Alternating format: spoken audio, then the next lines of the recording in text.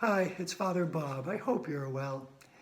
In our last Flock Note email, we invited parishioners to submit a short story on video about a God moment you experienced, a time in which you became aware of God's activity in your life, or a story of what Matthew Kelly calls a holy moment, which is a bit different.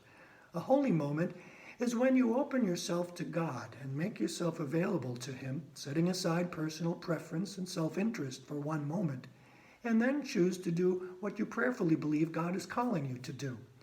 However, to create a holy moment, you and I need to be noticers, persons who notice the people and circumstances around us and then respond to them as you feel prompted by God.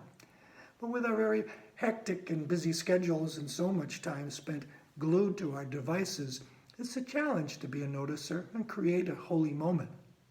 Rachel Macy Stafford recognized this quality in her daughter when her daughter's teacher remarked on a report card that she was distracted in large groups. Rachel writes, "I already knew this long before it was written on an official report card, and since she was a toddler, this child has offered astute observations of the world around her. After pointing out all the positives in the progress report, I told her what was written, and upon hearing the news, she gave a tiny, uncertain smile and shyly admitted, 'I do look around a lot.' But before my child could feel 1 ounce of shame, 1 iota of failure, I came down on bended knee and looked her straight in the eye. I didn't want her to just hear these words. I wanted her to feel them. And this is what I said. Yes, you do look around a lot. You noticed Sam sitting off by himself with a skinned knee on the field trip, and you comforted him. You noticed Banjo had a runny nose, and the vet said it was a good thing we brought him in when we did. You noticed our waitress was working really hard and suggested we leave an extra good tip. You noticed Grandpa was walking slower than the rest of us, and you waited for him.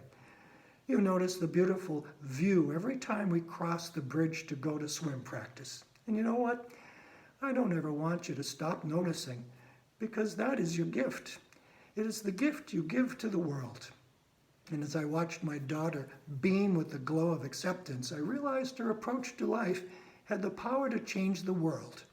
You see, we're all just waiting for someone to notice. Notice our pain, notice our scars, notice our fear, notice our joy, notice our triumph, notice our courage. And the one who notices is a rare and beautiful gift. If you're a noticer, I bet you can share a holy moment quite easily. Feel free to send us your story, whether a holy moment or a God moment, in a short video message. The details can be found below. God bless.